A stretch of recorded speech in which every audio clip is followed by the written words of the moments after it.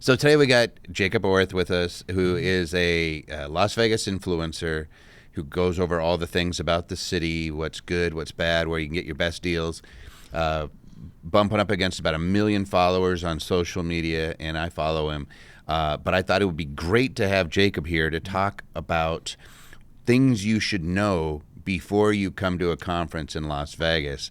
And I'm thinking of this selfishly, specifically because we have people coming here all the time, and I'm always like, what should we tell them? Cool. Well, thanks for having me, man. I appreciate it, Toby. Mm-hmm. So now for the conference crowd, that's a huge part of our tourism that comes here. Conference, convention, travelers, all those sorts of things. So now we can definitely dive in today to some of the things that we think are important for them to know, because I know you've put on several conferences a year. Yep. So, I'm doing it a long time, and I always think of I try to give them some hints. Like I say, an easy one is if you're ever walking down the strip and there's a gal in a beautiful dress, but she's carrying her shoes, you're up too late. Like, you need to go to bed. Nothing good happens at that point. You're out way too late. Like, you just that's your signal. That's like your get back home. I would agree. And the gal who approaches you at the bar is not just interested in your cool convention badge. She's not into semiconductors or finance or that sort of thing. So, we'll start that off with a good tip for people. There we go. Watch yourself out there, Vegas. Well, but let's get into somebody who's thinking of coming to Vegas. Maybe they're from a different state, and they're saying, "Hey, I've looked online. There's all these really cool strip hotels. What are some things that they should know before they book coming to Vegas?" I mean, a big one is, well, obviously where the conference is going to be. So, because we have people have conferences and conventions in the hotels and casinos themselves, but the Las Vegas Convention Center is the biggest one. So that's probably what most people think of. So, a big one is just going to be your transportation to and from. I used to drive Uber years ago, and I remember being in those morning hours trying to take some people to the convention center. And once you get within a certain distance, it's a nightmare to get there for a big event. It can be a 45-minute wait, just sometimes at valet, sometimes waiting for, if you're trying to do an Uber, a lot of the hotels won't even let them drive up to it, right? They have different places where they have to go. Yeah, and if the driver doesn't know where to go, or if, there's, in Vegas, construction going on at the same time, it can be a mess. So, really the Monorail is a great way to get there. So if you're going to, maybe stay at a more affordable place like the Sahara, they have Monorail connection there. It could take you right to the convention center. The Fontainebleau, Resorts World, if you want to go with some nicer options, you can walk from there. Resorts World, you can take the Boring Company's tunnel if you want to do that. And then pretty much anything, just about anything Center Strip or even down to the South Strip on the east side of it where you have the monorail stops. So MGM Grand is where the monorail ends. But even if you're staying at a more budget property like Harrah's or Link, those will work. But even if you're across from Center Strip or across from the east side of it, so say you're at Bellagio, Cosmo, Vidar, to be at a nicer place for the conference, it's an easy walk to the other side to hop on the monorail. Really? Yeah. So you can pop in. And then a lot of those hotels have their own monorail, right? There's like a monorail system between, going the whole length of the strip almost, isn't it?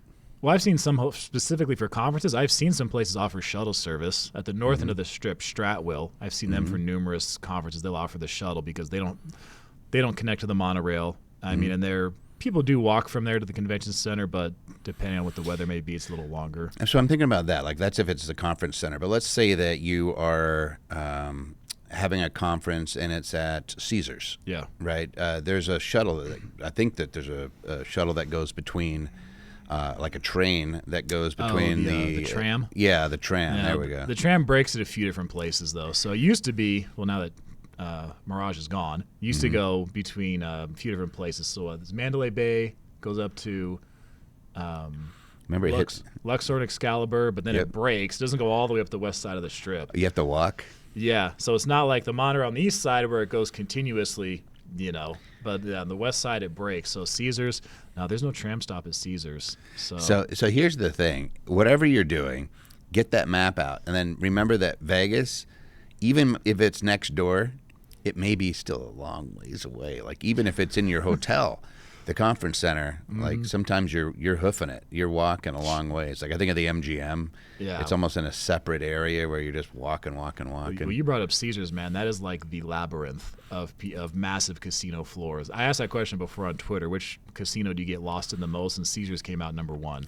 And I think Venetian came out number 2. I was going to say Venetian's thrown me around because the whole Venetian Palazzo thing and getting down there, and then they got the water and all that jazz, and you're trying to figure out where the hell to go. Yeah, and if your company's having dinner buyouts or something like that at whatever hotel they're going to be at, yeah, you definitely want to look that up ahead of time, especially if it's one of the major properties, because you could get lost easily. Now, here's the good news. For us, at least, we tend to do them at the off locations. Like we do like Green Valley Ranch, Red Rock, sometimes the Virgin, the old Hard Rock, and we're trying to keep off of that labyrinth, although people could still stay there. But how about for our more budget-interested people? And they're like, hey, should I do the Airbnb or should I do an off location? Like, what are the hotels that are really like the premium value for what you're paying where you're not going to get taken advantage of? Yeah, so actually, I did a video on staying there. I got it for a heck of a good price during the week, was Vdara.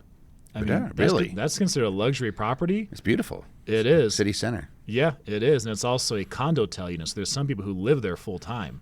So you go into the rooms there, and that's why they actually have like a stove. You can actually cook in there. Oh, wow. Because there's people who live in the place. So I stayed there during the week, and I got it for $110. I had gold level with MGM, so I didn't have to pay a resort fee. But that's like center of the action. It's a great value for how nice the place is. I mean, you could go your cheaper route and stay at Excalibur, but it's not going to be nearly as nice. Yeah, Excalibur, we've known about that for a long time. Yeah. It's where you bring your kids. Yeah, value. I think Horseshoe's a really good value. When I stayed there, I like the Caesars properties have the mini fridge in them. I saw a post on the Horseshoe, though, that was like a 2-hour check-in line or something ridiculous. That's something that seems to happen, especially lately as we're filming this with Caesars properties. Horseshoe's had that. Paris has had that. Paris has been the one I've seen probably the most with having that. So it does seem to be a bit more aimed at Caesars, but I have seen some other properties. Someone posted Fontainebleau recently as well. So, wow. Yeah, I mean, I don't know if it's more just sometimes they get overwhelmed or too many people call off and they don't have enough staff or what the case is. But Fontainebleau seems like a ghost town whenever I go there. It's so huge, and it just doesn't seem like it's that massive. Like it's got a lot of people in it. Well, you're right. The place is pretty damn big. But I've stayed there recently, and I wouldn't say it was super busy. I'd say it's probably a better hotel than casino. So if you're a convention traveler, it'd probably work well. Because, Fontainebleau, they've got the Miami property that doesn't have a casino. Yeah. So they're probably have more expertise in the hotel side of things. So. And they got some great Poppy Steak and Komodo and a few other places in there, too, that are, like, rocking it. Yeah, when I stayed there, I liked the service. I liked the spa. The pool area is plenty big for most people. It's pretty – music is upbeat enough that you can, it's upbeat enough, but you can also still relax while you're there. All right. So our guys are thinking about coming in. What's your favorite place to stay on this trip? Like you were just saying, hey, this is the best. You want to just go to the best? Here's the best. Oh man, if I had to say right now of all the places I've stayed at, and I haven't stayed at all of them, but if I had to say one that's probably good all around, whether you're, moderate budget, but you especially have those higher budget options, it's probably Resorts World. Resorts World, really? Yeah. So they have 3 hotels there. So between the Hilton, the Conrad, and the Crockfords, they really do. When I stayed there, to me, that place really seemed like they target the middle income to upper income traveler. You go to like Fontainebleau right across the street, they're definitely targeting the upper income. They're trying to be a luxury property. That's who they're going after. But Resorts, what I thought was a pretty good balance of they're going for the middle and the upper. Nothing there was really like food and stuff. I don't remember seeing anything that was necessarily you would say was cheap, but I mean, the pool area is large. The spa there is great. They got a variety of rooms, whether they're more for like entry level will do the trick, but they've got some massive suites, and the high limit room there is huge if you like to gamble. The high limit room goes so much deeper there than you would even think. So, and as for convention travelers, if they're going to be at the convention center or something like that, it's a pretty good location. Interesting. I hadn't really thought about that. Although I went to a birthday there, and they had rented out a suite, and it was massive. And I was like, you just did that for one night? And they're like, yeah, it's better than anything else. Oh, yeah. They have the, on the 63rd floor, the lounge up there where they have more table games you can gamble. They have bar with video poker and the balcony that overlooks the strip. You go up there for free. It's beautiful up there. So that's now you know, right? Yeah, now people know. Like if you just want to go luxury, sure, you can go to the Wynn, you can go Venetian, Bellagio. You got plenty of luxury options. But I think for a broad-reaching property on the strip, I'd probably say Resorts World. Interesting. I hadn't never thought about that. So good takeaway. Let's transition. Sure. So we're talking about places to stay, and of course they could just stay where the event is held. You could always do that. But if you want to have a little more fun, or if you're bringing your family and maybe part of the family's doing one thing and you're doing the other, it brings us to the most important thing about coming to Vegas, which is the food and entertainment, right? But let's talk about the food first. This is your expertise, right? I do. I am a foodie. I do like it. But Yeah. So just food options. I mean, but for the convention crowd, man, the business travelers, like the steakhouses are like the number one choice for them, to go, whether you're taking out your employees or your sales team for doing a great job, or whether you're trying to close a deal with a new client or something, or trying to keep a current client happy. So, I mean, downtown, in downtown, I like Hugo's Cellar because of the... Really? That's we're Queens, right? Yeah, because they have that cool classic Vegas vibe that is so difficult to find, right? If you got, if you got your wives with you, they give every lady a rose when she comes in, so it's a nice touch. I also like Oscar's downtown over at the Plaza. That's a little more modern feel, but also has a bit of a classic feel to it too. Not as much as Hugo's. And Oscar's is pretty affordable compared to a lot of other steakhouses that you would see, especially on the Strip. Oh yeah, you're gonna get killed on the Strip. Just so you know, you're $80 to $100 plus for a steak at a decent place. On the $300 tomahawk.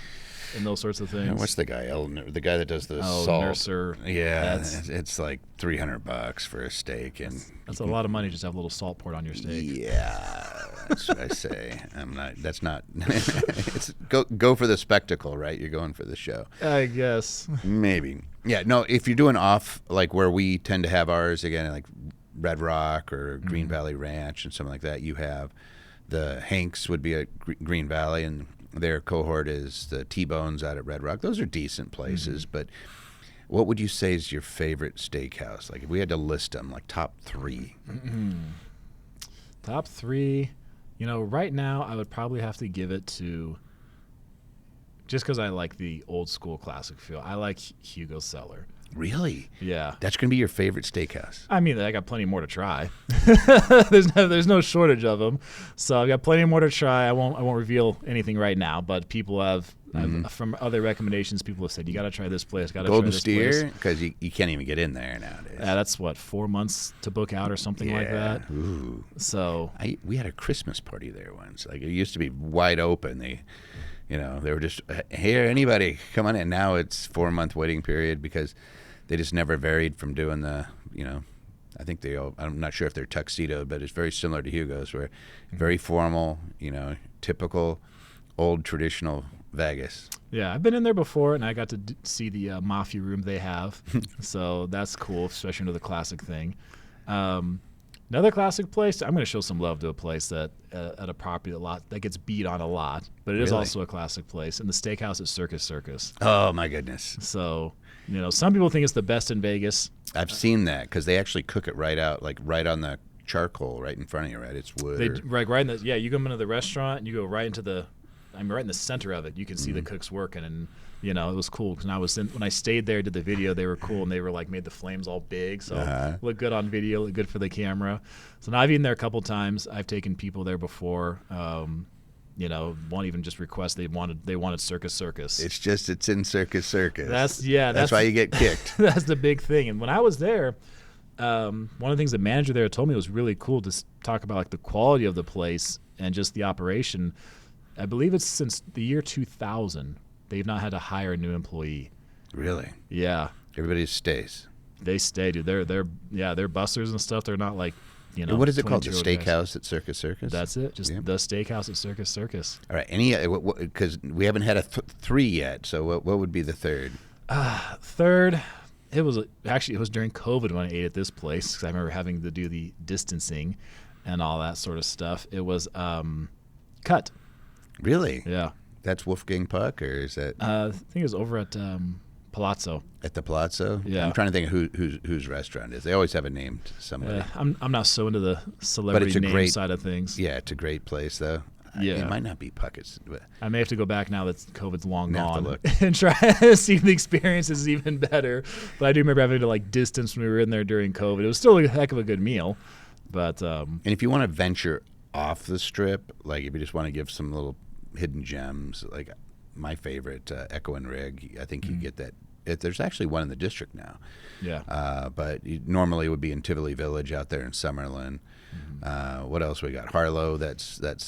You ever been to Harlow? No, I've gotta not. go to Harlow. Off strip one, and maybe this could have been my third. Who knows? But Herbs and Rye, I do like Herbs and Really? Rye. Okay, I've heard that a lot. I haven't been there. Really? Yeah, never. Like we drive by it, and wife's always like, "We gotta go there." Yeah, I liked Herbs and Rye there years ago during their happy hour when they do like the half off steaks. That's tough to beat. All right, there you go. You guys got some good ideas there. All right, now let's go to the entertainment side because they're coming in. Can't just come to Vegas and then sit on your hands. What are your favorite things to do in Vegas? Oh man, well, I don't know how far can we push the boundary on this? Okay, one? legal, ethical, family. Yeah, Family. Yeah. Oh man, what kind of defeats the purpose? it's Vegas. No, I mean, as far as entertainment, I mean, I know some people love to come right for shows, so it's cool to see, especially if you had a long day at a conference to go see like a cool show. The Cirque shows are always going to be popular. The one that I saw years ago, I'm not a huge show person myself, but Michael Jackson won at Mandalay Bay. That was cool.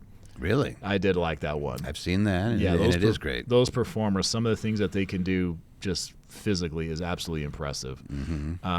So, no, that's super cool. I mean, I did see Beatles Love before that went away, so unfortunately that is now gone. Yeah. If people want to just like relax though, and they want like some cool place to go and just chill out where you can actually go and get a great view of the strip, Skyfall Lounge over at the Delano, 64th floor, I believe it is. That's a great spot to go and grab a drink. You're at the very south end of the strip, and you can see all the way going north is real beautiful.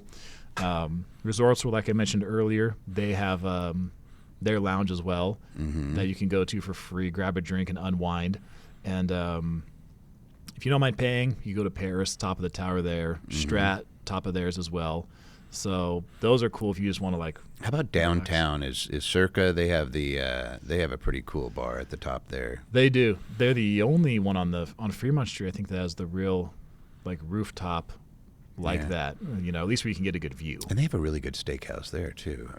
Barry's Prime. Barry's Prime. I have yet to try it myself, but I'm going to put it on your list. It's actually really good too. I got a long list of steakhouses. But anything on the strip, just know you're paying for the strip. Now, and that's downtown, but you're still paying for it. Like you're still, it's definitely not off strip. Herbs and Rye, you're probably doing all right. Equine Rig, inexpensive comparatively. Like it's not cheap, but it's $30, $40 steaks and things like that.